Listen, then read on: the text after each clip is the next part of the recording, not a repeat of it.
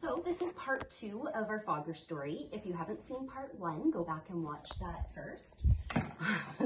Those are actually fogger number 2 and 3. Fogger number 1 is long gone. We actually love that one, but it started sparking. And we know an electrician, so he fixed it for us, and it worked for another couple months, and then it just got to the point where we felt like it was too dangerous, so it got tossed.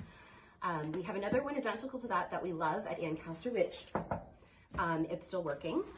But those two, my husband had to knock because I did not knock on real wood, and he's very superstitious like that. So those 2 blue foggers we bought online through Amazon.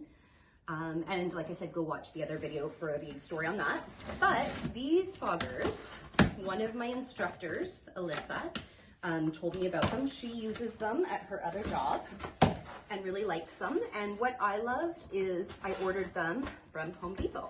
So Canadian company shipping to us. And the thing that I loved even more about them is their Ryobi. I have a ton of Ryobi items. When I opened the studio, my husband made me go to Home Depot and buy a bag full of tools that I said I would never use. I swear he probably uses them more at our house than we do at the studio, but some of them are useful. The drills we use here a lot. I honestly can't. I can't remember what else was in that kit of tools. I'm sure a lot of them we do use here, some more than others. For me, it's the drill. The rest are beyond my ability.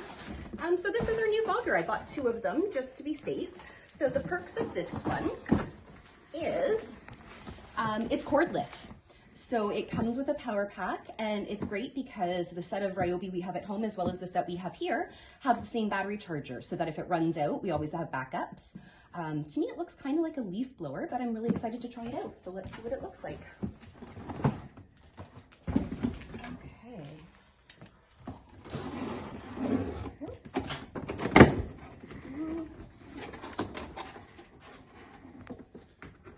I'd say the only down point to it is it doesn't come in live jazz purple.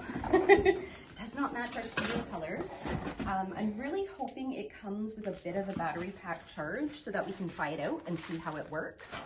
The nice thing is I think it has a 2 to 3-year warranty, I saw. So that is great because like I've said, this just tends to not work for me. It doesn't matter what I do, but I have weird things happen. We always joke about the studio ghost. The studio ghost changed the music, fiddled with our Wi-Fi, things like that. I'm sitting at the desk working, and all of a sudden I heard the faucet in the back bathroom go on all by itself. We have automatic taps and there's no one back there. We've always joked about there being a studio ghost, but now I'm a little freaked out because we have the sensor taps. So if anything triggers it, it doesn't turn on by itself, only if something's there. Okay, so we're back with our fogger, and when I said we were going to pause so I could check it out, I honestly meant hand it directly to my husband to figure out for me. While he was setting it up, which seemed super easy, I think he literally just plugged in the battery. I mixed up a batch of our cleaning solution, which is this. It's Vertigo Sabre. It's the only cleaner that I've been able to find that is scent free. When we first started fogging, we used a lemon scent, which is quite nice in small doses, but when you are fogging a whole studio, it is horrible. I have breathing issues as it is, so it was really bad for me. So we always go with the scent free, which is great. So I made up just a little batch.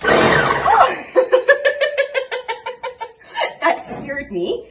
So we'll dump it in. I have a little funnel, but I have a feeling this hole is big enough that I can easily put the cleaning solution in. No issues. As I say that, I spill it. Oh! Okay, so that is in. I've made a little bit of a mess. That's okay, I'll wipe that up later.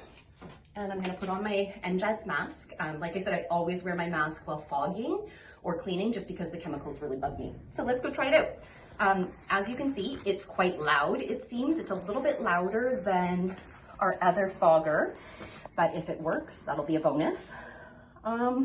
Other than that, I'm not seeing a spot where I can adjust the flow. So we will try it out, and hopefully, Ryobi to me always seems really powerful, so I'm scared it's gonna like blow us away, but we'll see. Let's try her out. Okay, here we go. Kind of nervous.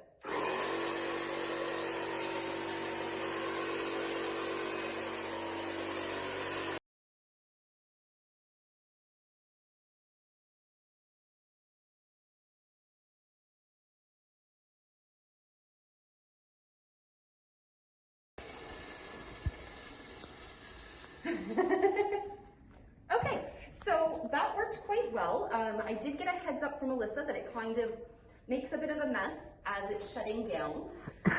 It's a little different than our other foggers. Our other foggers, we could adjust the flow, so it is more of a fog than a mist. This one was a little bit more moist. You could actually see the liquid coming out and fogging.